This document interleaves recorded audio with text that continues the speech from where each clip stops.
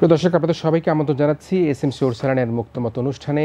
আমরা আমাদের আজকের এই আলোচনায় দুজন সম্মানিত রাজনীতিবিদকে আমাদের স্টুডিওতে যুক্ত করেছি। অতিথি হিসাবে এসেছেন আমাদের সাথে নারায়ণগঞ্জ 4 আসনের সম্মানিত সংসদ সদস্য AKM শামীম ওসমান, এবং একই সাথে আজকে অতিথি হিসাবে আমাদের স্টুডিওতে রয়েছেন বিএনপি চেয়ারপারসনের উপদেষ্টা হাবিবুর রহমান হাবিব। আমরা একটু যুক্ত করার চেষ্টা করব অনলাইনে সিনিয়র সাংবাদিক ডক্টর রেজওয়ান সিদ্দিকীকে এবং একই সাথে ইন্ডিপেন্ডেন্ট টেলিভিশনের প্রধান বার্তা সম্পাদক আশিস সৈকতকে। আসলে পুরো আলোচনাটাই আমরা এই বছরের শুরুটায় যে রাজনীতির যে এক ধরনের উত্তাপের বার্তা দিয়ে দুটো পক্ষই শুরু করেছে, আওয়ামী লীগ এবং বিএনপি, সেটা দিয়ে একটু আমরা আলোচনাটা করতে চাই। আমরা দেখেছি যে আওয়ামী লীগের সাধারণ সম্পাদক তিনি বলেছেন নতুন বছরে আওয়ামী লীগ শৃঙ্খলা আরও মজবুত করবে, সেটা তারা প্রত্যাশা করছে। আর বিএনপির উদ্দেশ্যে তারা বলেছে যে নতুন বছরে বিএনপিকে ইতিবাচক রাজনীতি ফিরে আসার আহ্বান তারা করেছেন। এবং তিনি এটাও বলেছেন যে শেখ হাসিনার নেতৃত্বে অধিকতর সুগঠিত এবং স্মার্ট একটি দল গড়ে তোলা হবে, দলের অভ্যন্তরের শৃঙ্খলা আরও মজবুত করা হবে। এবং বিএনপিকে একই সাথে বলেছেন যে জনগণের স্বার্থে রাজনৈতিক কৌশল তাদের কাছে কোনোভাবেই প্রাধান্য পাচ্ছে না, মানুষের রাজনৈতিক কৌশল। আমি হাবিব ভাই আপনাকে দিয়ে শুরু করতে চাই, যেহেতু বিএনপিকে নিয়েই একটা মন্তব্য ওবায়দুল কাদের সাহেব আজকে করেছেন। তো আপনি কি মনে করেন যে আপনাদের কোনো বার্তা কি জনগণ গ্রহণ করছে না? আপনারা কি আসলে আপনাদের যে চেষ্টা চালিয়ে যাচ্ছেন সে কারণে যেটি বলছেন ইতিবাচক রাজনীতি ফিরে আসার জন্য আপনাদের রাজনীতি কোন পথে এখন? আমি ওবায়দুল কাদের ভাই যে কথাটি বলেছেন আমি তার এই কথাকে স্বাগতম জানাই। প্রথম অংশটুকু যে সামনের বছরে মানে এই বছরে একটা ইতিবাচক রাজনীতি এবং দলের ভিতরে যারা প্রকৃত কর্মী নেতা তাদেরকে মূল্যায়ন করা এবং সঠিকভাবে কমিটিগুলি করে দল একটা শক্তিশালী সংগঠনে দাঁড় করানো, স্মার্ট একটা সংগঠনের কথাটা আমি একমত। আর পরের অংশটুকু আমি এটুকু বলবো যে বিএনপি জনগণকে বার্তা দিতে পারছে না, এটার সাথে আমি দ্বিমত পোষণ করে আমি আহ্বান জানাবো এটা সরকারের পক্ষেই সম্ভব একটি সুন্দরভাবে এই উত্তাপ না বাড়িয়ে দেশকে সামনের দিকে এগিয়ে নেওয়ার এখন খুব জরুরি প্রয়োজন হয়ে পড়েছে। সেজন্য উনি যেহেতু পার্টির সাধারণ সম্পাদক, সাবেক ছাত্রনেতা, ওনাকে আমি এভাবে বলবো যে আসুন আপনি বলে দেন, বার্তা পৌঁছে দেন যে উপজেলা নির্বাচন যেগুলি উপনির্বাচন হচ্ছে সেগুলি এবং পৌরসভা নির্বাচন শুরু হয়েছে এবং সামনে ইউনিয়ন কাউন্সিল নির্বাচন আছে, পরিষ্কার বার্তা দিয়ে দেন যেগুলি একদম স্থানীয় সরকার নির্বাচন, যদিও প্রতীকের মাধ্যমে নির্বাচন হচ্ছে, অতএব এখানে ভোট যার যার ভোট, কি বার্তা প্রত্যাশা এই বার্তাটা পৌঁছায় দিবে যে ভোটটা মানুষ যার যার ভোট সে দিতে পারবে না, সেটা তো চলছে। অফিস ভাঙা হবে না, না অফিস ভাঙা হবে না, কোথায় কাউকে মারা হবে না, ধরা হবে না, এই বার্তাটার দিক যার যার ভোট সে দিতে পারবে। আমি আমি আমি আমি যেহেতু আওয়ামী লীগ 12 বছর ক্ষমতা আছে, এই বার্তা জনগণকে দিয়েই তো তারা জনগণের ভালোবাসা নিয়ে ক্ষমতা আছে। এই বার্তা সঠিক বার্তা না, আমি একদম দায়িত্ব নিয়ে বলেই বলছি। আমি একটা জেলার পাবনা জেলার আহ্বায়ক, আমার ওখানে ধরেন গত 10 তারিখে একটা নির্বাচন হলো, আপনার উপজেলা নির্বাচন। তার আগে 22 সেপ্টেম্বর আমি একটা উপনির্বাচন করলাম এমপি মারা যাওয়ার কারণে। তো আমার ব্যাপারেও ভোট 5576 ভোট আপনি পেয়েছেন, আমি অর্থাৎ 2018 সালের 2টা পর্যন্ত নির্বাচন করে ছেড়ে দিয়েছিলাম, তারপরেও আমি ওখানে ভোট পেয়েছিলাম 48,800। আমার নিজস্ব কেন্দ্রে 2টা পর্যন্ত ভোট করে ছেড়ে দেওয়ার পরে 3122 ভোট পেয়েছিলাম। এবার টোটাল থানা মিলে 2 থানা মিলে 5576। আপনার প্রত্যাশা কি ছিল? প্রত্যাশা ছিল ভোট প্রত্যাশা করেছিলেন, কিন্তু ভোটের আগেই পরিবেশটা নষ্ট করে দিয়েছিল, আমার লোকজনকে গ্রেপ্তার করে বাড়ি বাড়ি হামলা করে মামলা দিয়ে এলাকা ছাড়া করে দিয়েছিল, যে কারণে করতেন। পরে উপনির্বাচন যখন আমার উনিও উপজেলা চেয়ারম্যান ছিলেন, উনি এমপি হয়ে গেলেন, আবার আসন খালি হলো, আবার উপজেলা চেয়ারম্যান দাঁড় করালাম, সেখানে আরও জঘন্য ঘটনা ঘটানো হলো। সেই জন্য আমি বলছি যে সরকারের পক্ষে সম্ভব এটা করা। সেখানে প্রার্থী দিয়েছেন সুজন প্রফেসর নামে একজন ছেলে। এই পৃথিবীতে একজন ব্যক্তিকে যদি বলা যায় নিঃস্বার্থ কোনো ছাত্রদেরকে বিনা পয়সা পড়িয়েছে, তার নাম আজমল হোসেন সুজন প্রফেসর। চাকরিটা বিএনপির আমলে বিএনপির ষড়যন্ত্রকারী তার চাকরিটা খেয়েছিল আমার পক্ষে 2001 সালে নির্বাচন করার কারণে। তো সে বহু ছেলেদেরকে সে বিনা পয়সা লেখাপড়া, উপজেলার প্রার্থী যিনি ছিলেন, হ্যাঁ লেখাপড়া, তিনি কত একজনের নাম বলতে গেলে তার নাম বল, আমার দলের ওখানে সে সদস্য সচিব এবং সে এই মামলাতে 2টা আসামি। এই ইনভেস্ট তো আপনি করছেন যে পৃথিবীর একজনের মধ্যে তিনি একজন সৎ লোক, কিন্তু জনগণ কি করছে সেটাই তো আমি বলছি। তো সেই তাকে নমিনেশন দেওয়ার পরে ধরেন তার নিজ কেন্দ্র যেটা আপনারা জানেন, আমি 2001 সালে স্বতন্ত্র একটা ইলেকশন করেছিলাম তার কেন্দ্রে, তার কারণে ওটা আওয়ামী লীগের ঘাঁটি হানা ভোটের সময় না ভোট ওখানে বেশ পড়েছিল, সেই রকম বাড়ির কাছে কেন্দ্রে আমি ফার্স্ট হয়েছিলাম আওয়ামী লীগ ঘাঁটির মধ্যে। আরেকটা ঘাঁটি তো সেটা প্রায় 100-200 ডিফারেন্স। তার কেন্দ্রে তার যখন এজেন্টকে বের করে দেওয়া হলো, সে তখন গিয়ে সবই তার ছাত্র, বিনা পয়সা ফলানো এবং এমনি ওই এলাকার তো বলে যে তুমি আমার এই এজেন্টগুলো বের করে দিলে কেন? বলে স্যার উপরের নির্দেশ। তো বলছে দেখো তোমার বাবা যখন মারা গিয়েছিল তখন তো উপরের নির্দেশ আমার কাছে আসছিল না, আমি তো তোমার বাড়িতে চাউল কিনে দিয়েছি, দিছি না? হ্যাঁ দিয়েছেন। তোমার টাকা পয়সা দেওয়ার ক্ষমতা সামর্থ্য ছিল না, তোমাকে বিনা পয়সায় লেখাপড়া শিখেছে না? বোঝে তোমাকে লেখাপড়া আমি যদি না শেখাতাম, বিনা পয়সা পাঠাতে না পারতাম, তুমি কি পড়তে পারতে? বোঝা আসতে পারছে না। তাহলে কেন তুমি আমার বলতে উপরের নির্দেশে বের করে? স্যার আমার করার কিছু নেই। এটাতেও আমি খুব একটা বেশি দুঃখ পেতাম না। তারপর ওর একটা ছেলে, অসুস্থ ছেলে, ইন্টারমিডিয়েট পরীক্ষা দেবে, সে ওখানে গিয়েছে ভোট দিতে, বাবার যেতে ভোট, তাকে ধরে নিয়ে গিয়ে এমন নির্মম যে তাকে আওয়ামী লীগের ওখানে খিচুড়ি রান্না করেছিল দুপুরে খাওয়ার জন্য, সেই খিচুড়ি তার মুখের মধ্যে ঢুকিয়ে দিয়ে সেই ছবি তারা পোস্ট করেছে। এই জন্যই বলছি যে এইটা তো না হয়। এবং এখন তো নির্বাচন চলছে, আমার ঈশ্বরদী পৌরসভা নির্বাচন চলছে, একটা ছোট্ট এখানে মাইকিং করতে দেওয়া হচ্ছে না, মাইক ভেঙে দেওয়া হচ্ছে, আটকে রাখা হচ্ছে, ক্যান্ডিডেটকে ঘর থেকে বের হতে দেওয়া হচ্ছে না। শুধু সাথে আমি পরে দেখাবো না আপনাকে, আমি অনলাইনে দেখাতে চাচ্ছি না, অনলাইনে দেখাতে চাচ্ছি না কীভাবে পিটানো হয়েছে। এবং আর একটা মজার ব্যাপার হলে ভাঙড়া নাম একটা আমার পাবনা জেলার একটা থানা, সেখানে এমপি ছেলে ওখানে পৌরসভা নির্বাচন করছে, আগে করছিলাম। আমাদের প্রার্থী আমরা জেনে শুনে বুঝে তার ভোটার লিস্টে 0-0 দিয়ে যে শুরু, সেটা দেখেই তাকে দিয়েছে। কিন্তু সে যখন সাবমিট করেছে এতে উপজেলাতে, তার ওখানে 0কে 7 বানিয়ে তাকে সেখান থেকে বাদ দেওয়া হয়েছে, আর কোনো কারণ নেই, একটি 0কে 7 বানিয়ে। এবং সেটা অভিযোগ করেছিল, কিন্তু অভিযোগের হয়ে ডিসির কাছে, ডিসির কাছে আসার পরে ডিসি সাহেবের কাছে গেছে কমপ্লেন, ডিসি সাহেব দেখে বুঝে বলে দিতে পারতো। ডিসি সাহেবের দরজা ওখান থেকে বলছে আসার দরকার নাই, এবার দরকার নাই, আগামী দিনের জন্য প্রস্তুত হন। এই যাই আমি বলবো নিরপেক্ষ নির্বাচনটা করার ব্যবস্থা করে। দেশে অনেক সমস্যা প্রকট হচ্ছে, পরে চ্যাপ্টারে আলোচনা করবো। এই মুহূর্তে সরকারের পক্ষ থেকে বলা হচ্ছে স্থানীয় সরকার নির্বাচন ক্ষমতা পরিবর্তন নির্বাচন না, অতএব এখন থেকে ভোট নিরপেক্ষ হবে, যাদের মধ্যে নির্বাচন চালাতে পারে। জি, আমরা আসবো আপনার কাছে। সমস্ত ভাই শুনছিলেন যে অনেক অভিযোগ, বিস্তর অভিযোগের পাহাড়, এবং সেক্ষেত্রে আমরা দেখেছি যে মির্জা ফখরুল সাহেব তিনি বলেছেন যে গণতন্ত্রের ছদ্মবেশে একদলীয় শাসন ব্যবস্থা চলছে। যে অভিযোগগুলি করলেন, ভোট দিতে পারে না, তার নিজের এলাকায় তিনি 5000 ভোট পেয়েছেন, এবং অত্যন্ত গিনিজ রেকর্ড বুকের নাম ওঠার মতন একজন ব্যক্তি, যে ব্যক্তিটি অনেক ছাত্রছাত্রীকে পড়িয়েছেন, এমন একজন ব্যক্তিও কিন্তু তার ভোটের দিন তার এজেন্টদেরকে এবং অন্যদেরকে সে ভোটের মধ্যে সে অংশগ্রহণ করাতে পারেনি। তো এই অবস্থার প্রেক্ষাপটে নতুন বছরে যে বার্তাটা দিলেন আওয়ামী লীগের সাধারণ সম্পাদক, যে তারা মনে করছে যে শৃঙ্খলা আরও মজবুত হবে আওয়ামী লীগে, এবং নতুন বছরে বিএনপি ইতিবাচক রাজনীতি ফিরে আসার আহ্বান জানিয়েছেন, আপনি কীভাবে দেখছেন? জি, আপনাকে ধন্যবাদ। অ্যাকচুয়ালি এখানে শ্রদ্ধেয় হাবিব ভাই আছেন, এটিএন বাংলার মাধ্যমে সবাইকে ইংরেজি নববর্ষের শুভেচ্ছা জানাচ্ছি। আওয়ামী লীগ একটা মাল্টি ক্লাস অর্গানাইজেশনস, বিএনপি একটা multi class organisations. Awami League একটা ঐতিহ্যবাহী দল, জনগণ থেকে তুলে আসে। এই আওয়ামী লীগের ছাত্রলীগের সভাপতিই ছিলেন আমাদের হাবিব ভাই। দ্যাটস ওয়াই হাবিব ভাইকে আমি আলাদা চোখে দেখি, আলাদাভাবে দেখি, এবং তাকে ধরে রাখতে পারিনি, এটাও একটা আমাদের, আমি মনে করি একটা ব্যর্থতা। কারণ ওই সময়টার যে আন্দোলনে তার যে ত্যাগ তিতিক্ষা, একটা মোটরসাইকেল করে আমরা ঘুরেছি, জীবনে যে ঝুঁকি নিয়েছি, বেঁচে থাকার কথা হাবিব ভাইয়েরও না, আমারও না, দুজনের একজনও বেঁচে থাকার কথা না সেই সময়টায়। এবং অনেকেই মারা গেছে তখন, সেলিম, দেলোয়ার, অনেকেই মারা গেছে। আমাদেরও মরার কথা ছিল, হয়তো মরিনি, হয়তো আল্লাহ বাঁচিয়ে রেখেছেন কিছু দেখার জন্য, কিছু করার জন্য, গরিব মানুষের জন্য করার জন্য।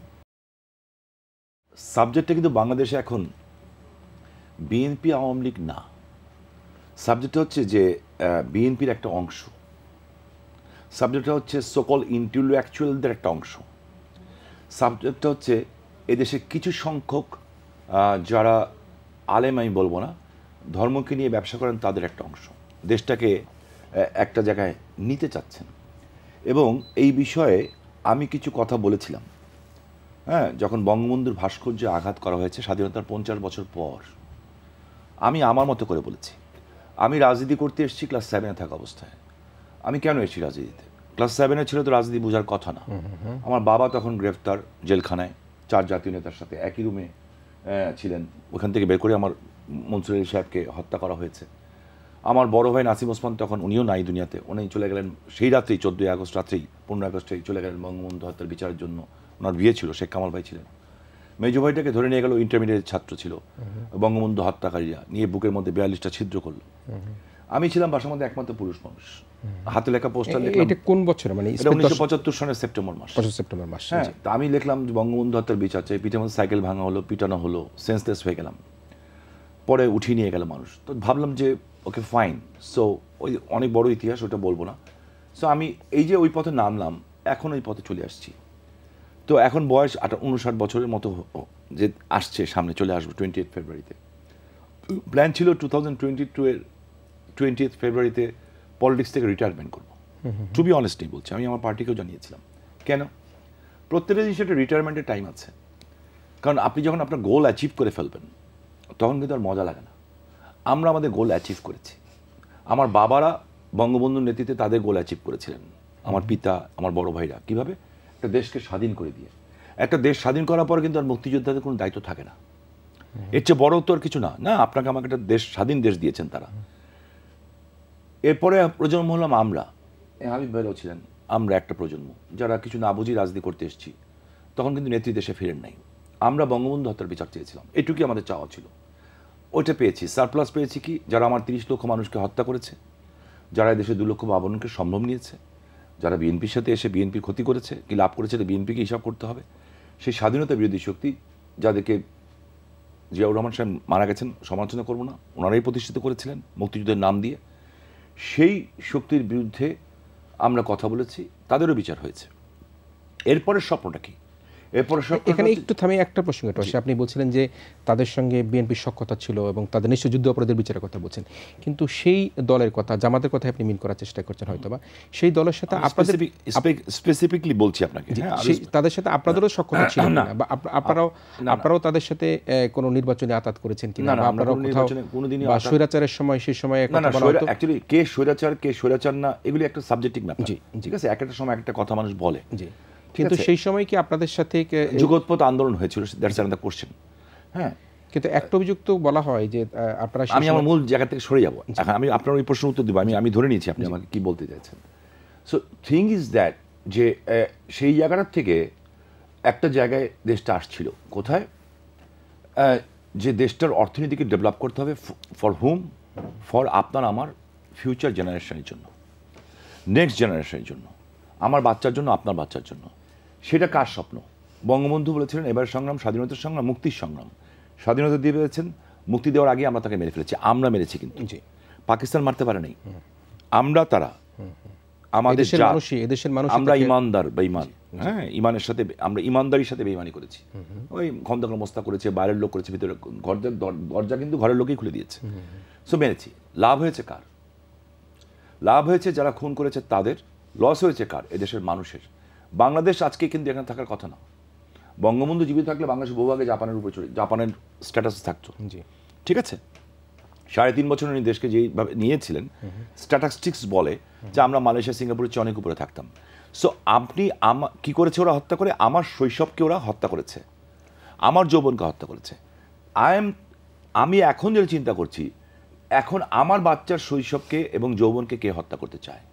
বিকজ আমি মনে করি এবং আমি বিশ্বাস করি দৃঢ়ভাবে, আওয়ামী লীগের প্রচুর ভুল ত্রুটি থাকতে পারে, বাট আমি মনে করি পার্সোনালি, জাতির পিতার কন্যা শেখ হাসিনা প্রধানমন্ত্রী এখন আর আওয়ামী লীগের নেত্রী না। উনি এখন বাংলাদেশকে বিলং করেন, বাংলাদেশের ফিউচার দেখান। ওনার ওই সাহস আছে, কারিশমা আছে যে আমি পদ্মার সাথে করবো, এবং করে দেখিয়েছেন। বাংলাদেশের রূপপুর প্রকল্প হচ্ছে, বাংলাদেশের মেট্রো রেল হচ্ছে, বাংলাদেশের জিডিপি 8+ হয়ে গেছিল। যদি করোনা না হতো, এই পদ্মা সেতু হলে এটা ডবল জিডিতে আসতো, যেটা আজকে পাকিস্তান ভারতের মধ্যে দেশ অবাক হয়ে দেখছে। জিডিপি ডবল হয়ে যেত, না ডবল ডিজিট হতো, ডবল ডিজিট হতো। সেইখানটা আমার আজকে প্রশ্ন, 50 বছর পরে যখন আজকে বলা হয় বঙ্গবন্ধুর ভাস্কর্যকে ভেঙে ছিঁড়ে ফেলে দিব, কেন? হঠাৎ করে এই কথা কেন? কাদের স্বার্থে? দেশটাকে কোন জায়গায় নিয়ে যাওয়ার চেষ্টা করা হচ্ছে? ঠিক আছে, এই আলোচনা আপনার সাথে ফিরবো, এই আলোচনায় ফিরবো। আমি একটুখানি যুক্ত করে নিতে চাই আমাদের যারা অতিথি রয়েছেন অনলাইনে। আমরা একটু দীর্ঘ আলোচনা শুনলাম, দুজনের কাছ থেকে বেশ আমরা চমৎকার নিজে ধ্যান ধারণা ভাবনার কথা বুঝলাম। আমি একটুখানি ডক্টর রেজান সিদ্দিক আপনার কাছে আসি। সেটি হচ্ছে যে দেখেন যে শামীম ওসমান ভাই তিনি যেটা বলেছেন যে 3.5 বছরে বঙ্গবন্ধু দেশকে যেখানে নিয়ে গিয়েছিলেন, আজকে তিনি বেঁচে থাকলে হয়তো আমরা জাপানের মতো অবস্থানে চলে যেতে পারতাম। একই সাথে তিনি যেটি বলেছেন সেটি যে এই জামাতের সাথে বিএনপির বা যুদ্ধ অপরাধীদের বিচার সেটি তারা করতে পেরেছেন।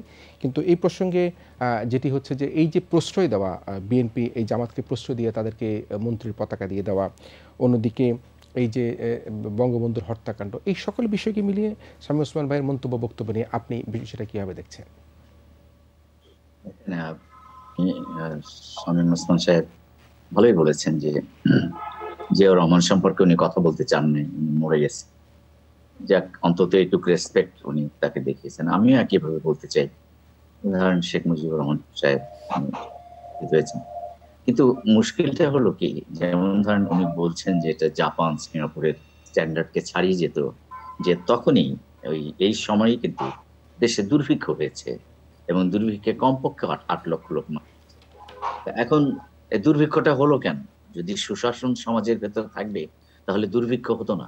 খাদ্যের অভাব কিন্তু ছিল না, খাদ্য বন্টন ব্যবস্থার ত্রুটি ছিল। যেমন অমর্ত্য সেন আমাদের বাংলাদেশের দুর্ভিক্ষ সম্পর্কে লিখেছেন যে বাংলাদেশে দুর্ভিক্ষটা খাদ্যের অভাবে হয় নাই, গণতন্ত্রের অভাব হয়েছে। দেশে যেহেতু গণতন্ত্রের চর্চা ছিল না, ফলে চেক অ্যান্ড ব্যালেন্স নষ্ট হয়ে গেছিল, এবং যখন একদলীয় শাসন প্রতিষ্ঠিত হলো তখন সে চেক অ্যান্ড ব্যালেন্স বলতে আর কিছুই ছিল না। ফলে যে যে ড্রিম, যে স্বপ্নের কথা আমরা ভাবছি বা বলছি, সেই স্বপ্নটা কতটা বাস্তবায়িত হতো, আল্লাহ শেখ মুজিবুর রহমানকে ব্যস্ত নসিব করুন, কিন্তু সেই পথে কতদূর অগ্রসর হয়েছিলেন সেটা কিন্তু ভাববার বিষয় আছে। এবং আমরা আমাদের বিষয়টা ভেবে দেখা দরকার যে কি অবস্থায় গিয়েছিল দেশ, এবং এখন দেশের দুর্নীতি, না, এটি এটি অপরাধ। এটি এটি ডক্টর রেজাউল সিদ্দিকী, আপনার কাছে আমি একটু দ্বিমত পোষণ করতেই চাই, এই কারণে যেটি শামীম ওসমান সাহেব বললেন যে আজকে কিন্তু বঙ্গবন্ধুকে হত্যা করেছে কিন্তু এদেশের মানুষেরাই, এটা খন্দকার মোশতাকের এবং দ্বারাই হোক, এবং পাকিস্তানিরা হত্যা করতে পারেনি। তাহলে এই যে দুঃখটা, এই কষ্টটা, সেটি তো থাকতেই পারে। আপনি বলছেন এটা তো, যখন এই দুর্ভিক্ষ কষ্ট তো হয়েছে। আমি কোনো অস্বীকার করছি না, এই কষ্ট সাংঘাতিক কষ্ট। এবং দেখেন, এই এই যারা হত্যা করেছে তার মধ্যে বেশ কয়েকজন হলো মুক্তিযোদ্ধা, এবং তার মধ্যে একজন বীরুত্তম আছেন, এবং সে উপাধিটা, সেই খেতাবটা তাকে দিয়েছিলেন শেখ মুজিবুর রহমান নিজেই। তো ফলে হয়েছে কি, যে আপনি ওই পর্যন্ত 75 পর্যন্ত তাকে বিশ্বাস করেছেন, আস্থায় নিয়েছেন, কিন্তু ভেতরে ভেতরে যে সে কি বেড়ে উঠছে সেটা কিন্তু আমরা ভাবছি না। তো ভাবছি না কেন, কেন বেড়ে উঠতে পারলো? এটার দুটো ত্রুটি, একটা হলো প্রশাসনিক ত্রুটি, আর একটা হলো যে এদেশের যে মানে শাসন ব্যবস্থা, কার প্রশাসনিক সেখানে ত্রুটির কথা বলছেন আপনি? একনায়কতন্ত্রের প্রভাব। কার প্রশাসনিক ত্রুটির কথা সেখানে বলছেন? তৎকালীন শাসকদের প্রশাসনিক ত্রুটি, এবং এক নায়কতন্ত্রের যে উত্থান, সে উত্থান কিন্তু তার মধ্যে দেখা গিয়েছিল। এবং সেই কারণে তাজউদ্দিন আহমেদ সাহেব কিন্তু একটা কথা বারবার বলেছিলেন, যে কারণে তাজউদ্দিন আহমদকে সরে যেতে হলো। কিন্তু এটা এটা তো স্যাড যে তাজউদ্দিন আহমদকে কেন সরে যেতে হলো বা সরিয়ে দেওয়া হলো। তাজউদ্দিন আহমেদই তো যুদ্ধটা পরিচালনা করেছেন in the name of Sheikh Mujibur Rahman, that's true, কিন্তু যুদ্ধ তো পরিচালনা করেছেন তিনি নিজে। আশিস সৈকত, আপনার কাছে একটু আসতে চাই, যেটি ডক্টর রেজওয়ান সিদ্দিক বললেন সেটি হচ্ছে যে এই যে এক প্রসঙ্গক্রমে এসেছে 3.5 বছরে যে বঙ্গবন্ধু শাসনামল, শেষ শাসনামলে একনায়কতন্ত্রের কথা, এবং তিনি যেটা বলেছিলেন সেটি হচ্ছে যে, এবং কি কারণে সেটি ঘটেছে এবং দুর্ভিক্ষর ব্যাখ্যা তিনি দিয়েছেন যে সেখানে প্রশাসনিক দক্ষতা সেখানে এক ধরনের ব্যর্থই হয়েছে বলেছেন। আপনি কীভাবে দেখছেন বিষয়টাকে? প্রথমত আমি শামীম ভাই আসলে যে আলোচনাটা শুরু করেছিলেন যে জায়গাটায়, যে আমাদের আগের প্রজন্ম তাদের কাজটা করে গিয়েছেন, আসলে বঙ্গবন্ধুকে আপনি এক নায়ক বলতে পারেন, ডেফিনেটলি এক নায়ক একজনই ছিলেন আমাদের স্বাধীনতা যুদ্ধে, সেটি বঙ্গবন্ধু ছিলেন। হ্যাঁ, শেষে ডক্টর রিজওয়ান সিদ্দিকী হয়তো বলার চেষ্টা করেছেন যে বাকশাল যেটি একদলীয় শাসন ব্যবস্থা যেটি বঙ্গবন্ধু কায়েম করেছিলেন, সেটি বেশি দূর এগোতে পারেনি। ইতিহাস হয়তো সামনে এটি নিয়ে আসলে আরো হয়তো বিশ্লেষণ হবে যে বাকশাল আসলে ভালো ছিল কি খারাপ ছিল, কারণ বাকশাল থেকে কিন্তু একটা সময় আওয়ামী লীগ আবার সরে এসছে, আবার আওয়ামী লীগই ফেরত আসছে।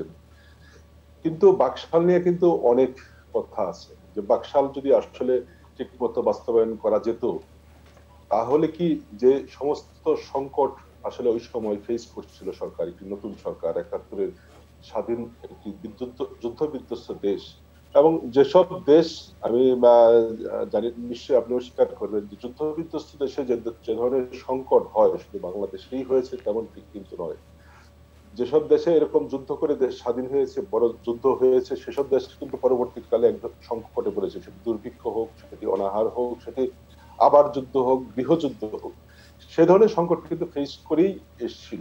তো বঙ্গবন্ধু কিন্তু এই যে যেটি আমরা যেটি বলি যে দুর্ভিক্ষ হয়েছিল, সেটার মধ্যে যেটি ডক্টর রেজওয়ান সিদ্দিকীও বলেছেন যে খাদ্যের সংকট ছিল না, কিন্তু একটা অন্য সংকট ছিল। সেই অন্য সংকটটা কি, ভিন্ন সংকটটা কি, সেটা কি শুধু ম্যানেজমেন্টের সংকট ছিল, নাকি সেটা বৈদেশিক কোনো সংকট ছিল, ষড়যন্ত্র ছিল, সেগুলোও কিন্তু আস্তে আস্তে ইতিহাসের সামনে স্পষ্ট হচ্ছে। ফলে মানে সেখানে আপনার বঙ্গবন্ধুকে ব্যাখ্যা চট কি? সেটা কি করে ম্যানেজমেন্টের কোনো রকম ঘাটতি ছিল নাকি না আপনি যেটা বললেন যে বৈদেশিক কোনো ষড়যন্ত্র ছিল? কিন্তু সেখানে চট করে যদি এক নায়কতন্ত্রের না, দোষ আমরা দিয়ে আমরা স্পেসিফিকলি বঙ্গবন্ধুকে যেটি দাদা তাহলে আপনি বোধহয় বলছিলেন, বঙ্গবন্ধুর প্রতি খুব অবিচার করা হবে। না যেটি কারণ যেটি যেটি বলছিলেন যে বঙ্গবন্ধু ম্যানেজমেন্টের ঘাটতি নাকি না কোনো বৈদেশিক ষড়যন্ত্র, সেই জায়গাটাকে কিভাবে আপনি মোটা দাগে দেখবেন? ডেফিনেটলি সেখানে বিদেশি ষড়যন্ত্র যুক্ত ছিল। বাংলাদেশের রাজনীতিটা শুধু শুধু নিজের মতো এগোতে পারেনি, কারণ ৭১-এ যারা বাংলাদেশের স্বাধীনতার বিরোধিতা করেছিল, দেশের তো একটা অংশ ছিল, দেশের বাইরে একটা বড় অংশ ছিল। সেই অংশটা চায় নাই যে বাংলাদেশ মানে সফল কারা হোক। কারা তারা সেটি কি এখনো আপনি চায় না ইতিহাস থেকে অনেকে কোনো কিছু পেয়েছেন? কারা বাংলাদেশ কারা সফল হোক। থাকতে পারে? কোনো ইতিহাস কোনো কিছু আছে আপনার কাছে এ ধরনের? না সেটা সেটা কি মানে আপনার কাছে খুব অস্পষ্ট যে কারা ৭১-এর স্বাধীনতা চায় নাই? না, ওই মানে যে সেটা তো খুবই যেটি বঙ্গবন্ধুর ছিল। ৩.৫ বছরের শাসনামলের যারা অবসান ঘটাতে চেয়েছে, যারা হত্যা করেছে বলে বিদেশি ষড়যন্ত্র, দুর্ভিক্ষ, এই দুর্ভিক্ষর কথা এখনো বলতে তো চায় না, এখনো কারা বঙ্গবন্ধুর ভাস্কর্য ভাঙে, কারা বঙ্গবন্ধু বলতে লজ্জা পায়, মানে এটা কি খুব অস্পষ্ট কোনো বিষয় না। মানে ফলে এটি নিয়ে আমার মনে হয় না বঙ্গবন্ধু বিদেশি শক্তির কথা যদি একটু বলেন, আমরা একটু শুরুতে আসতে চাই। আমাদের অনলাইনে আসলে ঠিকমতো সাউন্ড পাচ্ছি না, হয়তো বা আমরা যুক্ত রাখতে পারবো না আপনাদেরকে বেশিক্ষণ। বিদেশি শক্তির কথা বলছিলেন সেই সময়কার কথা। আমাকে বলছেন যে আপনাকে বলছি, মানে সেই বিদেশি শক্তি বলতে কাদেরকে মিন করছেন আপনি? তখন যেটা ঘটেছিল বলছিলেন যে দুর্ভিক্ষ বা অন্যান্য যে ঘটনা ৭১-এ আমরা তাদের বিরুদ্ধে যুদ্ধ করেছিলাম। তো এবং যাদের বিরুদ্ধে আমরা যুদ্ধ করেছিলাম, আমরা তাদের পক্ষে কারা ছিল ৭১-এ, মানে সেই ইতিহাস তো আপনার নিশ্চয়ই অজানা নয়। ফলে দুর্ভিক্ষের সাথে তারাও যারা জড়িত ছিল। সেই সময় পাকিস্তানের সঙ্গে যুক্ত হয়েও যারা ব্যর্থ হয়েছিল, বাংলাদেশ স্বাধীন হয়েছিল বঙ্গবন্ধুর নেতৃত্বে, তারা তো বাংলাদেশের স্বাধীনতা মেনে নিতে পারেনি, এবং মেনে নিতে পারেনি বলেই দুর্ভিক্ষ এসেছে, এবং মেনে নিতে পারেনি বলেই ৭৫-এ ১৫ই আগস্ট শেষ অবধি বঙ্গবন্ধু নিহত হয়েছেন। এবং তার ধারাবাহিকতা যখনই হত্যাকাণ্ড ঘটেছে এবং বাংলাদেশকে উল্টো পথে নেওয়ার জন্য ষড়যন্ত্রের যে অংশ, সেই ষড়যন্ত্রের অংশ হিসাবেই কিন্তু দুর্ভিক্ষ হয়েছে, বঙ্গবন্ধুকে হত্যা করা আশিস হয়েছে। একটু থাকবেন আমাদের সাথে। আমরা আসলে এই আলোচনার পরে আপনাদেরকে অনলাইন থেকে ছেড়ে দিই, রটার এজেন্সি থেকে এবং আশিস সৈকতকে, কারণ আমাদের অনলাইনে একটু ত্রুটি দেখা দিচ্ছে। আমি হাবিবা আপনার সাথে কথা বলার আশা পোষণ করছি, এবং শুনলেন যে এই আশিস সৈকতের কথাও শুনলেন, রটার এজেন্সির কথা শুনলেন, শামীম ওসমান ভাইও একই সাথে মোটা দাগে বললেন বিষয়গুলো। আপনি কিভাবে দেখেন? না, আমি এইভাবে বলতে চাই যে আসলে এখানে আমরা যারা ৫ জন উপস্থিত আছি, আমি ৬৬তম জন্মবার্ষিকী উদযাপন করলাম ৩১ তারিখে। আমি মানে সিনিয়র সিটিজেন, তো সেই হিসাবে ইতিহাসের দায়বদ্ধতা আমার উপর কিছু বর্তে, আমি সত্য কথা বলতে চাই। আসলে ১৯৭৪ সালে যে দুর্ভিক্ষটা হয়েছিল, সেটি একটা আন্তর্জাতিক ষড়যন্ত্র ছিল প্রথম। তার কারণ বঙ্গবন্ধু ফিদেল কাস্ট্রোকে কিউবার পাটের বস্তা সাপ্লাই দেওয়ার সম্মতি জ্ঞাপন করেছিলেন। আমেরিকা এটা সাংঘাতিকভাবে, যেহেতু ফিদেল কাস্ট্রোর রাষ্ট্রের সাথে কিউবার সাথে আমেরিকার সম্পর্ক খুবই বেশি ছিল, বঙ্গবন্ধু বলেছিলেন যে আমি স্বাধীন দেশের প্রধানমন্ত্রী, আমি কার সাথে ব্যবসা করব না করবো এটা কারোর কাছ থেকে আমার শোনা বা জানার বিষয় না। তখনই যে গোমের জাহাজ এসেছিল, সেই জাহাজ কিন্তু বঙ্গশক্তি ফেরত নিয়ে গেছিল। এটা হলো মূল কারণ।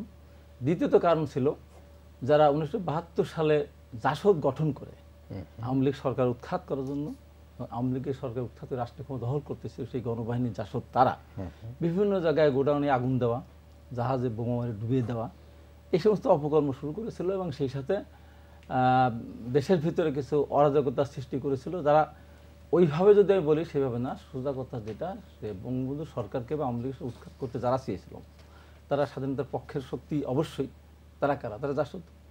জাসদের জন্ম না হলে তো ৭৫-১৫ ঘটে না, কোনোভাবেই ঘটে না, কোনোভাবেই ঘটে না।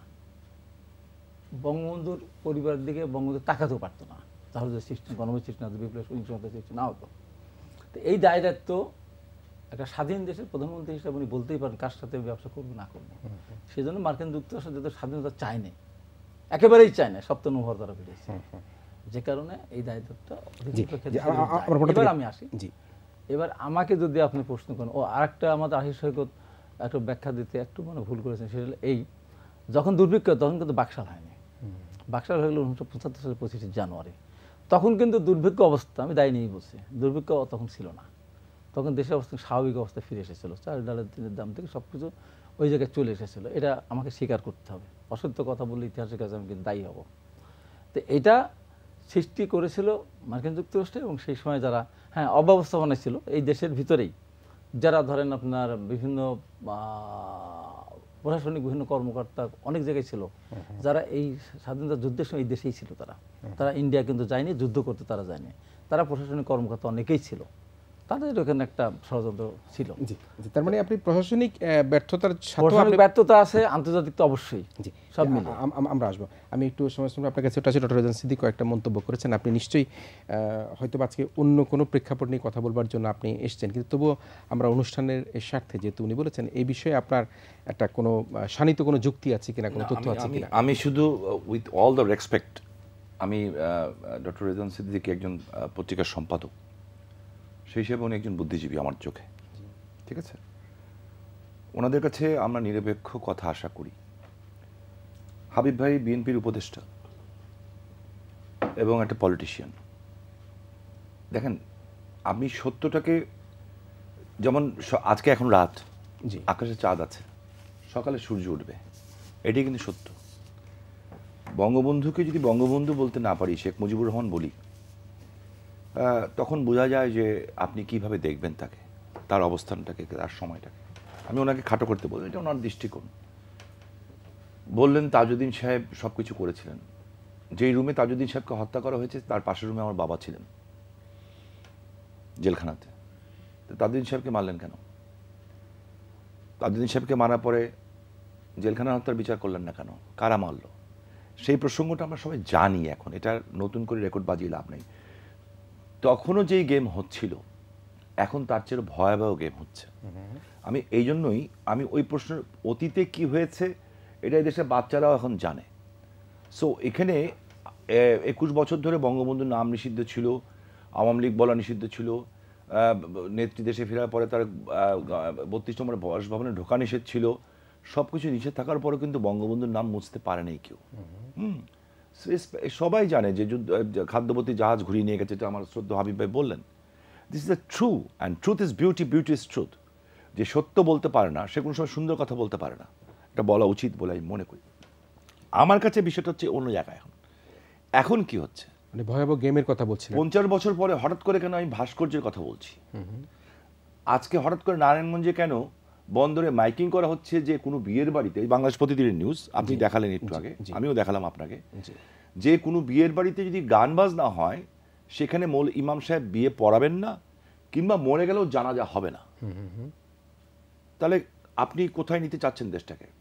হ্যাঁ, আচ্ছা, আজকে আমার উইথ রেসপেক্ট তাদের কাছে প্রশ্ন, আমি একটা টক শোতে বলেছি যে আমি 2 বেলা কোরআন পড়ি। ইয়েস, আমি পড়ি, আমি 20 বছর ধরেই পড়ি, আমি ব্যাখ্যা করে পড়ি।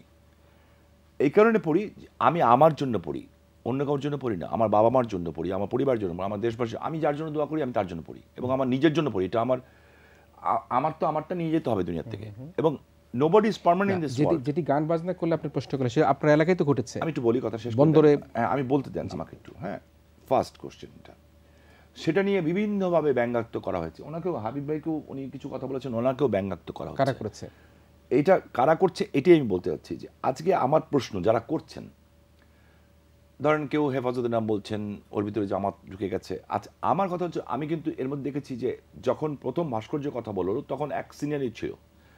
আজকে যেহেতু আমি নারায়ণগঞ্জে নিষিদ্ধ পল্লীটা পুনর্বাসন করেছি আল্লাহর রহমতে, এটা আমার জীবনের সবচেয়ে বড় কাজ, কাবা শরীফ দিয়ে করেছি, এবং সেই কারণে নারায়ণগঞ্জে আলেম ওলেমার সাথে আমার একটা ভীষণ সম্পর্ক, এই 96 থেকে 98 থেকে সম্পর্ক। সো আমি দেখেছি প্রথমে কিন্তু তারা একটু বিভ্রান্ত হয়েছিলেন, এখন কিন্তু সবাই বুঝতে পারছেন যে নো, ইটস এ পলিটিক্যাল মানে ইস্যুস। বঙ্গবন্ধুর ভাস্কর্য ভাঙা, পৃথিবীর সমস্ত মুসলমান দেশের ভাস্কর্য আছে, কায়েদ আজমের ভাস্কর্য আছে, আপনি ইরাকে আছে, ইরানে আছে, ইউএইতে আছে, বিভিন্ন জায়গা আছে। যেটি বলছিলেন যে নারায়ণগঞ্জে যে গান বাজনা, আপনি আমাকে একটু কথাটা বলতে দিন, তাহলে আমি জায়গা মতো আসতে পারবো। হ্যাঁ, বিকজ ওই হালকা বিষয় নিয়ে আমি আলোচনা করতে চাচ্ছি না। আজকে আমার তাদের কাছে প্রশ্ন যে তারা বলেন তাদের ধর্মীয় মূল নেতা হচ্ছেন আল্লামা শফি। আমি কিন্তু তাকে ব্যক্তিগতভাবে রেসপেক্ট করি, সম্মান করি, এবং তিনি একজন সত্যিকারই পারফেক্ট, আমি মনে করি, আলেম ছিলেন। আজকে তার পরিবার কি বলছে যে আল্লামা শফি সাহেবকে হত্যা করা হয়েছে ইন এ সেন্স। তাহলে মুসলমানদের ইমানদার জন্য স্পেসিফিক কথা হচ্ছে যে একজন মুসলমানের মুখ থেকে এবং হাত থেকে আরেকজন মুসলমানকে যদি আঘাতপ্রাপ্ত হয় মুখে বা হাতে, হি ইজ নট মুমিন। আমি বলছি না, কে বলছে? ওনার দলের ওনার ছেলেরাই বলছে, ওনার সন্তানরাই বলছে। তাহলে আসেন সেইখানে এখন যাব কোথায়? ইয়েস, আমি আলেম ওলামা না, but I respect them, because আমি তাদের পিছনে নামাজ পড়ি। যার যে সেক্টর, আপনি সঞ্চালক আপনার সেক্টরটা, উনি সম্পাদক ওনার আশিস ভাই, উনি ওনার লেভেল একটা ওনার জায়গা থেকে উনি ওনার অবস্থান থেকে কথা বলবেন। এখন আমি বলেন আমার কাছে, আমি আলেম সমাজের কাছে উইথ অল দ্য রেসপেক্ট কিছু প্রশ্ন করতে চাই, বিকজ আমার বাচ্চারা যখন আমাকে প্রশ্ন করে এই প্রশ্ন উত্তর দেওয়ার ক্ষমতা আমার কাছে নাই।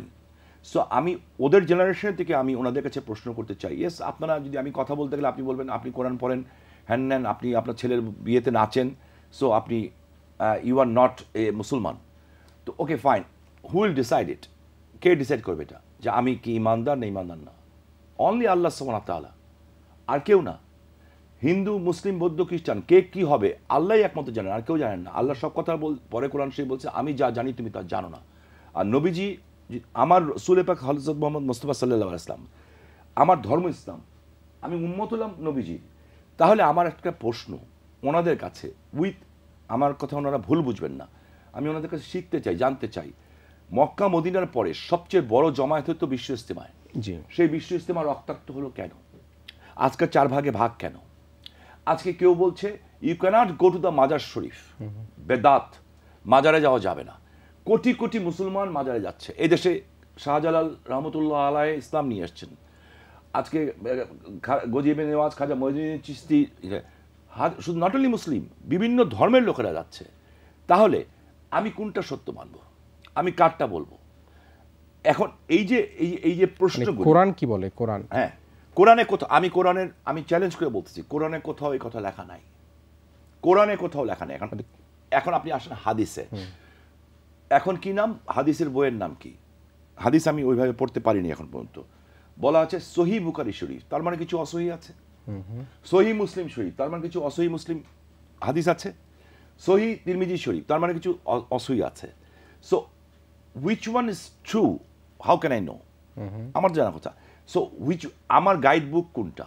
আমার গাইড বুক হচ্ছে কোরআন। সো আমি কোরআনটাকে পড়ব। কোরআন আরবিতে নাজিল হয়েছিল এই কারণে যে রাসূল পাকের মাতৃভাষা ছিল অ্যারাবিক। কোরআন কি এই যে যেটি বলছিলেন আপনি, এই যে মাজার শরীফকে কি স্বীকৃতি দেয়? কোথাও কোরআনের এই সমস্ত জায়গায় কোথাও কিছু লেখা নাই, কোথাও লেখা নাই।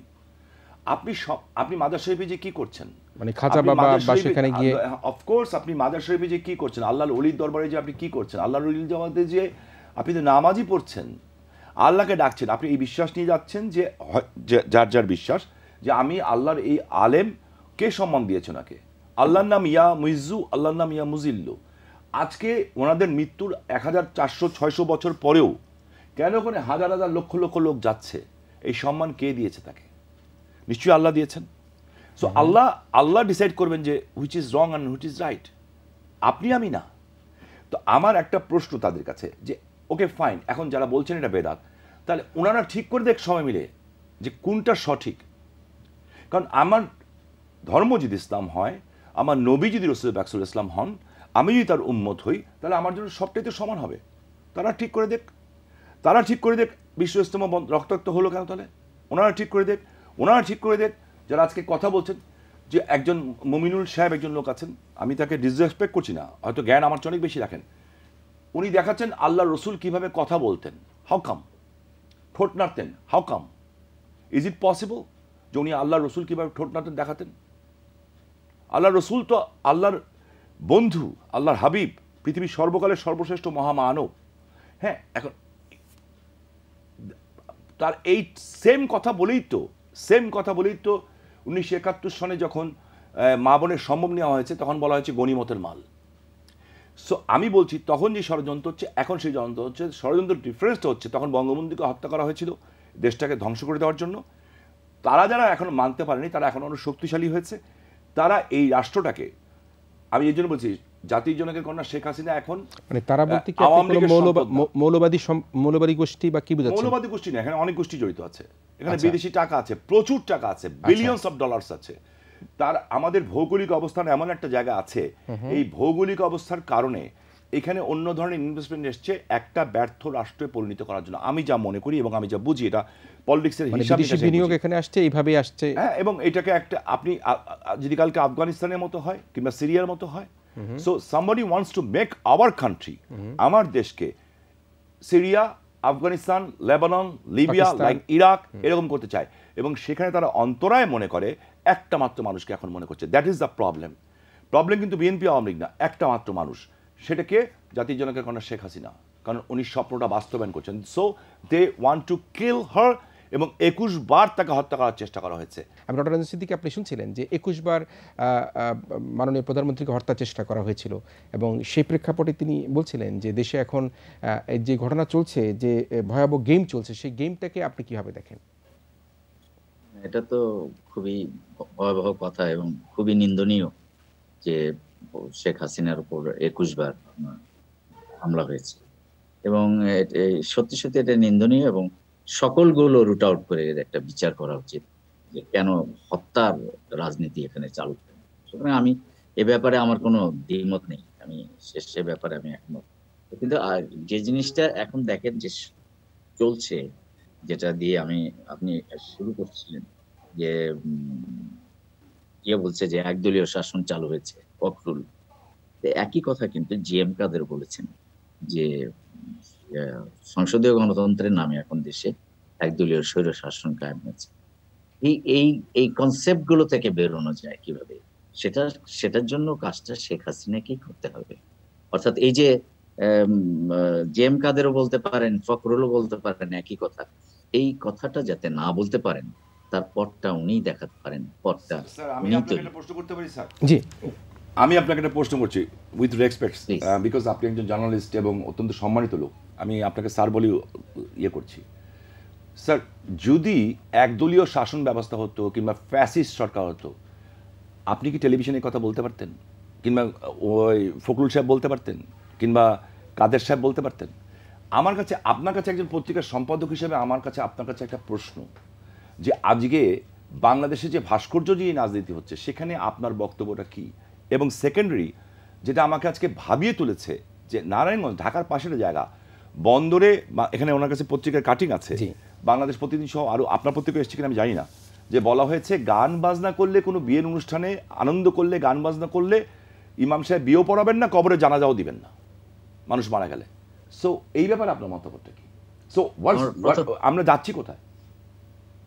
প্রথম কথা হলো যে আপনি যেটা বলছেন যে জানাজা দেবে না, করবে না, আজকের পত্রিকার কথা, এগুলো জাস্ট খামখেয়ালি, এবং এটা কাঠমোল্লাগিরি। মানে এই সমাজে এটা থাকবেই। এক একটা সমাজে, ধরেন ইসলাম এক এক সমাজে এক একভাবে বিকশিত হয়েছে, এক একভাবে পালিত হয়েছে, সেই দেশের ট্রেডিশন, কালচার, সেটা ধরে ইসলাম সুপ্রতিষ্ঠিত হয়েছে। সুতরাং যারা বলছেন জানাজা হবে না, বিয়ে পড়াবে না, এগুলো ফাসেক কথা, এগুলো কোনো কথার কোনো অর্থ নাই। এবং এগুলি কি একটা ভয়াবহ গেমের অংশ কিনা? দেশে যে একটা ভয়াবহ গেমের কথা চলছে, যদিও শামীম ওসমান ভাই জিজ্ঞেস করেছেন, উনি বলছেন যে ধরেন মূর্তি ভাঙার বিষয়টা, এখন মূর্তি বা ভাস্কর্য ভাঙার বিষয়, এটা অনর্থক একটা কিন্তু ফালতু বিতর্ক পৃথিবীর সব জায়গায় আছে, যেটা শামীম ওসমান সাহেব নিজে বলছেন যে পৃথিবীর সব জায়গায় আছে, নানান ধরনের ভাস্কর্য আছে, হয়তো মানুষের যে জায়গায় নাই তো সে জায়গায় পশু পাখিদের আছে। তো তাহলে ভাস্কর্য এমন কি দোষ করেছে, এবং ভাস্কর্য থাকলে কি ক্ষতি? সুতরাং যারা এটা নিয়ে আন্দোলন করার চেষ্টা করছে, তারা আন্দোলনটা ফালতু আমার হিসেবে, এবং এই আন্দোলন কোনো ভিত্তি পাবে না সাধারণ মানুষের কাছে। জি, আপনাদের কাছে বিদায় নিয়ে নিচ্ছি। ডক্টর রাজু সিদ্দিকী এবং ইন্ডিপেন্ডেন্ট টেলিভিশনের প্রধান বার্তা সম্পাদক আশিস শুকত আপনাদের কাছে। আমি একটু হাবিব ভাই আপনার কাছে আসি, যেটি শামীম ওসমান সাহেব বললেন, সেটি হচ্ছে যে দেশে ভয়াবহ একটা গেম চলছে এবং বিদেশি অর্থায়নের একটা কথা বলা হয়েছে। তো আপনি কিভাবে দেখছেন বিষয়টাকে? না, আমি বিদেশি অর্থায়নের ব্যাপারটি আমার কাছে ইনফরমেশন নেই, তবে শামীম যেহেতু জাতীয় সংসদ সদস্য, সেজন কথাটা বলেছেন, তার কাছে থাকতে পারে সেটা। তবে ডক্টর রেজওয়ান সিদ্দিকী যে কথাটা শেষে বলে গেলেন, আমি তার সাথে একমত পোষণ করে বলতে চাই। সেটা হলো এই যে আজকে করোনাকালীন সময় এখন মানুষ কিভাবে বাঁচবে, কিভাবে আমরা মানুষকে বাঁচাবো, কিভাবে তাদের ভ্যাকসিন দেওয়ার ব্যবস্থা করবো, কিভাবে দেশটা সুন্দরভাবে চলবে, এই কথাগুলি তো এখন আলোচনা করার কথা। তাদেরকে কিভাবে আমরা আপনার সাহায্য করব, সহায়তা করব, তাদেরকে আমরা খাদ্য দেব, এই সব কথা না বলে হঠাৎ করে এখন তারা নিয়ে এসে বঙ্গবন্ধুর ভাস্কর্য ভেঙে বুড়িগঙ্গা সেতুকে ফেলে দিবে, জিয়া রহমানের ভাস্কর্য ফেলে দেবে। কেন হঠাৎ করে কথা কেন? এখন তো ভাস্কর্য আছে না, এই জগন্নাথ হলের কাছে যান, কত ভাস্কর্য আছে, বিভিন্ন জায়গায় আছে ভাস্কর্য। তো একটাও নাই, একটা বানাচ্ছে সেটাকে ভেঙে ফেলে দিবে, বা ভাস্কর্য তাদের কোন ভাস্কর্য কি করেছে, তাদের কোন ক্ষতি, তাদেরকে তো আশ্রয় প্রশ্রয় কারা কোন ক্ষতি দিয়েছে সেটা আমি আসতেছি। কোন এখন তাই আপনি আসেন বাংলাদেশের যেভাবেই বলেন না কেন, আমি সত্যের বাইরে এতটুকু আমি যাব না। এই দেশটা শামীম ওসমান সম্বন্ধে আমি, আমার বিরুদ্ধে তো হাজার হাজার কথা লিখতেছে তারা, ওর বিরুদ্ধে লিখছে, তাদের মধ্যে দর্শকদের স্পেসিফিকলি বলবেন, তাদের মধ্যে স্পেসিফিক কথাই বলতেছি। তারা কারা? এরা আমাকে নিয়ে যেটা উদ্দেশ্য করে, যেটা ওর সম্বন্ধে যেটা বলে, সেটা হলো মামুনুল হক সাহেব যিনি আছেন, ওনার বিরুদ্ধে হত্যা মামলা দায়ের করেছে শফি সাহেবের ছেলেরা বা শালা, সত্য মিথ্যা আমরা জানি না, আল্লাহ পাক জানেন। এখন মানে আলোচনা করতে ইসলাম কোন জায়গায়, আপনার সাথে বিরোধ কি নিয়ে? আমার সাথে বিরোধ, আমি একটি অনুষ্ঠানে বলেছিলাম, যখন বললো যে বঙ্গবন্ধু ভাস্কর্য শীতলক্ষা ফেলে দেবো, বুড়িগঙ্গায় ফেলে দেবো, জিয়া রহমানের ভাস্কর্য ভেঙে ফেলবো। তা আমি বললাম যে এখন এই সময় হঠাৎ করে এই কথা কেন? 50 বছর পর যেখানে আমরা স্বাধীনতার সুবর্ণ জয়ন্তী উৎসব পালন করতে যাচ্ছি, এখন এসে এই কথাগুলি আসবে কেন? বলেছিলাম যে বঙ্গবন্ধুর শতবার্ষিকী যেখানে পালন করতে সেই সময় এসে বঙ্গবন্ধু ভাস্কর্য ফেলে দেওয়া হবে, স্বাধীনতা সুবর্ণ যখন পালন করতে যা জয়ন্তী পালন করে সেখানে জিয়া রহমানের ভাস্কর্য ফেলে কেন? কারণটা কি? কোন কারণে? এরা, আমি বলেছিলাম যে এরা একবার সরাসরি সরকার সমর্থিত। এই জন্য বলেছিলাম যে সরকার এত নতজানু কেন? এদের কথা মতো পাঠ্যপুস্তকের সিলেবাস পরিবর্তন করলো, এদের কথা মতো থেমিসের মূর্তি মানে ভাস্কর্য সরানো। এদের বলতে আপনি বলবেন কাদের? এরা বলতে হেফাজত। জি, আমি টোটাল হেফাজতকে আমি উদ্দেশ্য করে কিছু বলি নাই, আমি একজন ব্যক্তিকে উদ্দেশ্য করে আমি বলেছি। হ্যাঁ, সেই লোক ব্যক্তি। আরও আমি আরও বলেছি এই কারণে যে আমাদের সাথে আমাদের কোনো ঘটনা ছাড়াই পুলিশ অ্যারেস্ট করে, মামলা দেয়, আকাশের সাথে বাতাসের সংঘর্ষ হলে আমাদের বিরুদ্ধে মামলা হয়। তো উনি আজকের দিনে কিভাবে উনি বলেন আমি ছাত্রলীগ এবং আওয়ামী লীগের নেতাদেরকে আহ্বান জানাবো আপনারা আসেন? উনি কে? মামুনুল হক। কি বলছেন উনি? আবার উনি বলেছেন আমি ছাত্রলীগ এবং আওয়ামী লীগের নেতাদেরকে আহ্বান জানাবো, আপনারা আসেন, আমার ডাকে সাড়া দেন, আমি বঙ্গবন্ধুর কবরে শান্তির ব্যবস্থা করে দেব। আমি বলেছিলাম উনি কি আল্লাহ, এই কিরকম মানুষ বলতে পারে, কোন ইমানদার মানুষ বলতে পারে? তাহলে বঙ্গবন্ধু আজকে 45 বছরের কবরে আসেন কি অশান্তির মধ্যে? এখনো তো শান্তি দেওয়া শুরু করেন নাই। উনি দিবেন কবে? ডাক দিবেন। এটা কোনো মানুষ বলতে পারে? এটা কোনো আলেম বলতে পারে? এটা কোনো মুসলমান বলতে পারে? এটা কোনো ইমানদার বলতে পারে? আমি তাই বলেছিলাম উনি কি আল্লাহ বা আল্লাহর কাছাকাছি ক্ষমতার ভাগিদার, যদি বঙ্গবন্ধুর কবরে শান্তি উনি প্রতিষ্ঠা করে দেবেন? ওই জন্য ওনাকে গ্রেপ্তার করা হয় না কেন? এই কথা বলার পরে ঘুরে বেড়ায় কী করে? আমার অপরাধটা কোন জায়গায়? এবং আমি বলেছিলাম যে এইটা উনি সরকারের আশকারাতে করছেন, তা সরকার ওনাদের কথা শুনে পাঠ্যপুস্তকের সিলেবাস পরিবর্তন করে। আমরা যদি এখন বলি যে দেশের গণতান্ত্রিক অবস্থা আমার লোকেরা ভোট দিতে যেতে পারতেছে না, সেন্টার যেতে পারতেছে না, ভোট দেওয়ার ব্যবস্থা, সরকার কি আমাদের কথা শুনবে? আমাকে শুনবে না, ওনার কথা শুনতেছে, ওনাদের কথা শুনতেছে। তাই আমি বলেছিলাম যে আমাদেরকে গ্রেপ্তার করা, ওনাকে গ্রেপ্তার করা হয় না কেন? এবং আল্লাহর সাথে সরাসরি ক্ষমতার ভাগাভাগি করেছেন, এই জন্য আমার বহু কথা বলতেছে। বলতে বলতে একটা পর্যায়ে শামীম সম্বন্ধে যেটা বলতেছে, মাছ তৈরি তরকারি বাসায় দিয়ে রাজনীতি করে।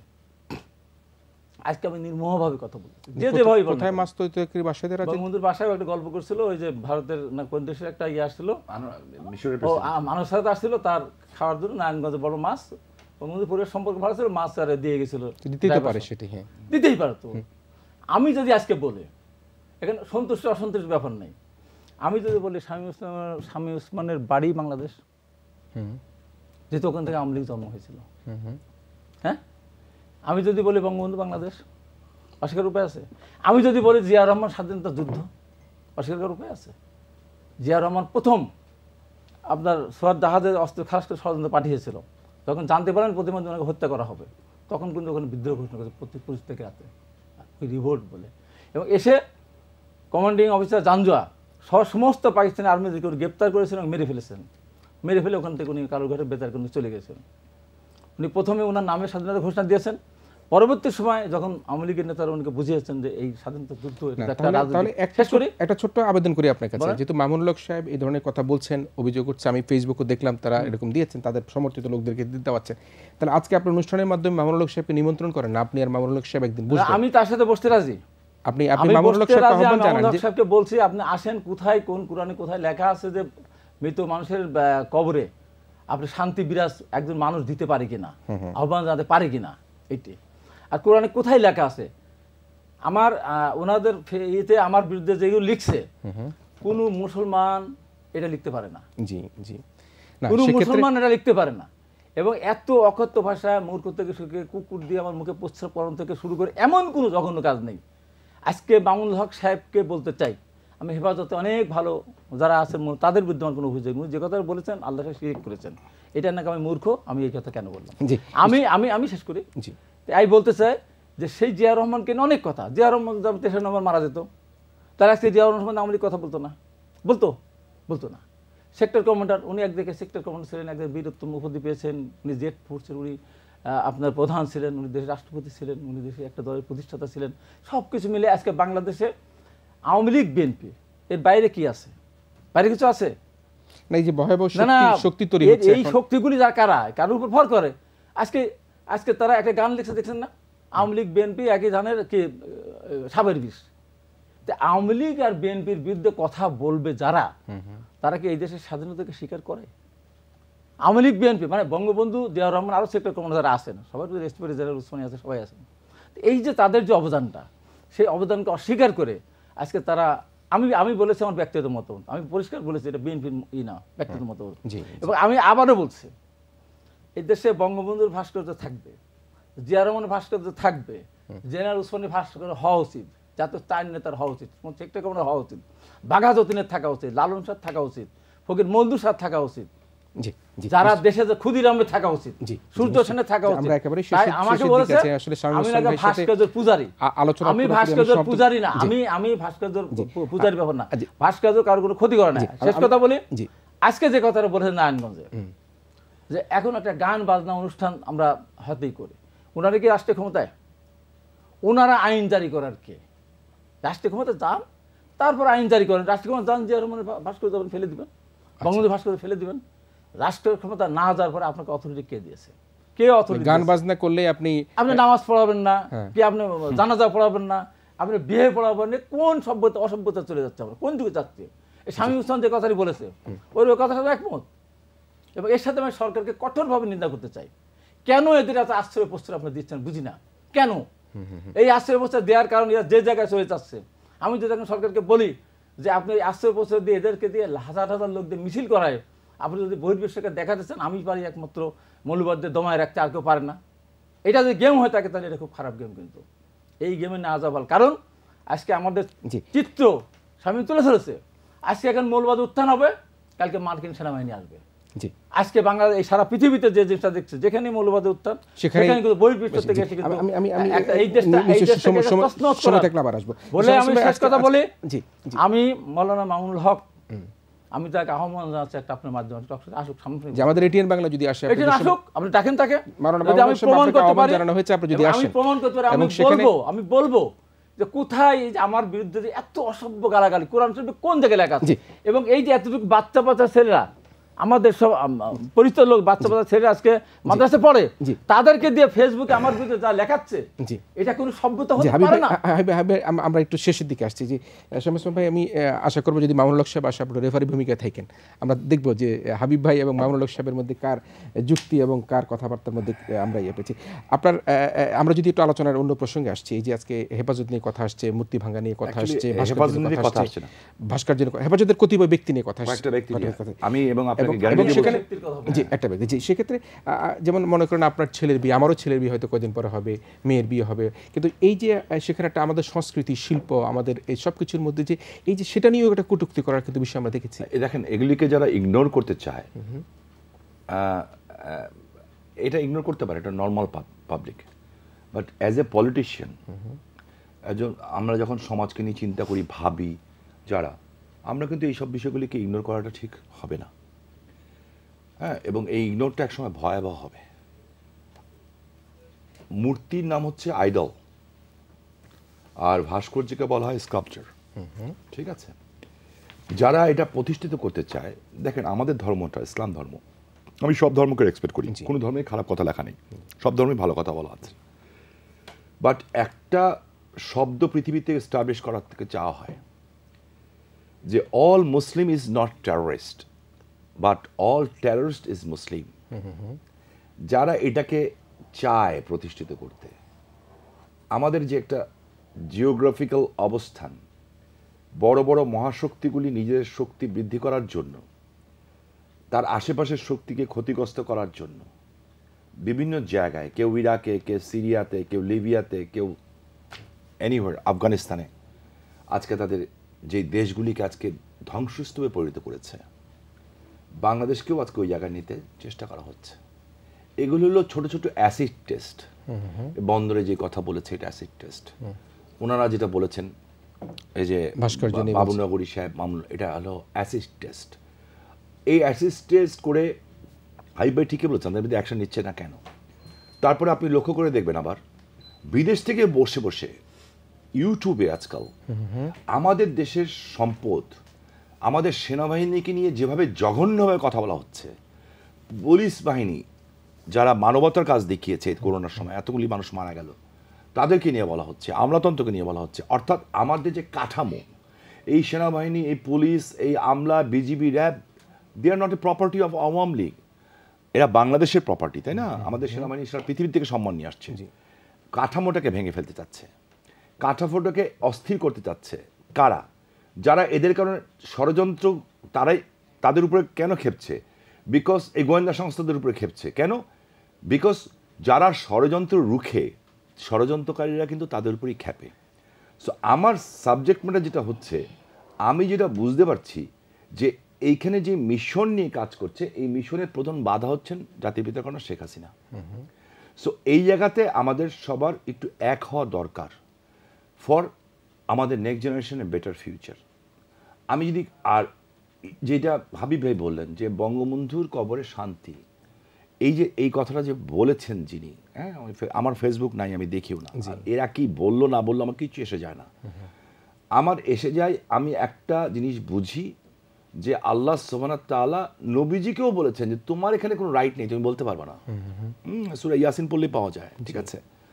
এখন বিভিন্নভাবে মানুষ বিভিন্নভাবে ব্যাখ্যা দিচ্ছে। আমার শুধু ওনাদেরকে একটা অনুরোধ থাকবে যে এই ধর্মটা বলে, প্রথম দেখা হলে আপনার সাথে আমার দেখা হলে আপনি কি বলেন? আমাকে আসসালামু আলাইকুম। হাবিব ভাইকে দেখলাম, বললাম হাবিব ভাই আসসালামু আলাইকুম। হাবিব ভাই বললেন ওয়ালাইকুম সালাম। যেই ধর্মটা প্রথম শব্দ বলা হয় আপনার উপর শান্তি বর্ষিত হোক, সেই ধর্ম যদি বলে ওনার গায়ের উপরে কুকুরের ইয়ে দিয়ে পেশাব করানো হবে, ছিঁড়ে ফেলা হবে, ভেঙে ফেলা হবে। সো ইসলাম এটা হলো একটা রিলিজন অফ পিস, পরিপূর্ণ একটা জীবন ব্যবস্থা। আসসালামু আলাইকুম। এবং নবীজি বলতেছেন ধর্ম নিয়ে বিদায় হজে ভাষণে, ধর্ম নিয়ে বাড়াবাড়ি করো না, জ্ঞান অর্জন করার জন্য চীনে যাও, কালোর উপরে সাদার রাইট, সাদার উপরে রাইট। নারীদের নিয়ে কথা বলছেন, নারীর যতটুকু পুরুষের উপর অধিকার, পুরুষের তত অধিকার। সেই সুন্দর জিনিসটাকে এদের অসুন্দর বানানোর লাইসেন্স দিয়েছে কে? আমার কথা তাই।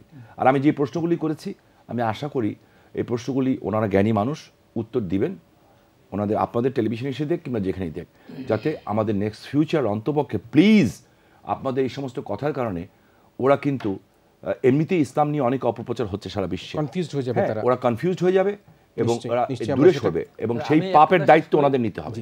এক কথা শেষ করে যে আজকে তাই স্বামী যেহেতু এখানে আছে, আজকে আমাদেরকে আসতে হবে, গণতান্ত্রিক পদ্ধতিতে ফিরে আসতে হবে। আসেন না, অনেক কিছু হয়ে গেছে। জেনারেল এরশাদ তো লালদিঘির ময়দানে 30 জনকে হত্যা করেছিল আজকের প্রধানমন্ত্রীকে হত্যা করার জন্য। সব ভুলে গেলে এক জায়গায় আসতে পারি। আসেন, যেটা অতীত হয়ে গেছে। আসেন, স্বাধীনতার সুবর্ণ জয়ন্তী উৎসব পালন করে যাচ্ছে। দেশনীতির বেগম খালেদাকে মুক্ত করেন। আপনার অভিযোগ থাকতে পারে, তারেক রহমানকে দেশে আসতে দেন। আমরা যারা স্বাধীনতার যুদ্ধে আমরা অংশগ্রহণ করেছিলাম, আমাদেরকে আজকে যেভাবে অবমূল্যায়িত করে আজকে নতুন যে অপশক্তি উত্থান হতে যাচ্ছে, সেই প্রতিরোধ করতে হলে বিএনপি আওয়ামী লীগ এক জায়গায় এসে নতুন পদ্ধতিতে আসেন। নতুন বছরে নির্বাচন সুষ্ঠু সুন্দরভাবে হোক। এর মধ্য দিয়ে বলতে চাই, আজকে আমার বিরুদ্ধে সমালোচনা করতে, স্বামীর বিরুদ্ধে সমালোচনা করতে, সরকারের বিরুদ্ধে সমালোচনা করতে, এটা যেভাবে বলছে লাগামহীন। আমি যদি বলতে চাই যে আমি যদি একজনকে লোক, আমি সবাইকে বলতে চাচ্ছি না, আমি একজনকে বলতে চাই, আমার জীবনের যত ঘটনা আছে, স্বাধীনতা যুদ্ধ থেকে শুরু করে মুক্তিতে অংশগ্রহণ করা থেকে ভোট কর্তব্য থেকে অনবর্তন বরের 90-এর সর্বছাত্রী ঘটকের মধ্য দিয়ে টাকের তোলা বৃষ্টি হতে গণতন্ত্রের জন্য যত ঘটনা আছে আমার জীবনে, এই দেশের আন্দোলন সংগ্রাম স্বাধীনতা গণতন্ত্রের জন্য, এই ঘটনা কি ওদের সবাই মিলে যারা আমার বিরুদ্ধে এই যে ফেসবুকে লিখছেন তাদের সবার মিলে কি আছে? এই বাচ্চা ছেলেদেরকে দয়া করে, বাচ্চা ছেলেদের, এই কোমলমতি ছেলেদেরকে দিয়ে বিভ্রান্ত আমার বিরুদ্ধে এই সমস্ত কথা বলে নিজে আমার বিরুদ্ধে বলার মধ্য দিয়ে যেভাবে কথা বলছেন, এই পড়ার পরে কোনো মানুষ তো তার বাচ্চাদেরকে আপনার ইতে পাঠাবেন না, মাদ্রাসায় পাঠাবেন না। কি শিখাচ্ছে এগুলো? আমরা এই ধরনের কোনো কার্যক্রম আমরা দেখতে চাই না। এসএমসি ওরসালান মুক্তমত অনুষ্ঠান থেকে বিদায় নিচ্ছি। তবে খুবই আজকে দুঃখ প্রকাশ করছি, এই কারণে এ কে এম শামীম ওসমানের কাছ থেকে আরও অনেক কথা শুনবার ছিল, হাবিব ভাইয়ের কাছ থেকে আরও অনেক কথা শুনবার ছিল, কিন্তু সময়ের সংক্ষিপ্ততার জন্য শুনতে পারিনি। আমি আবারও দর্শক আশা রাখি তাদের সম্মতি নিয়েই আবারও আপনাদের এই দুজনকে আমাদের স্টুডিওতে নিমন্ত্রণ জানিয়ে আপনাদের কাছে বিদায় নিচ্ছি।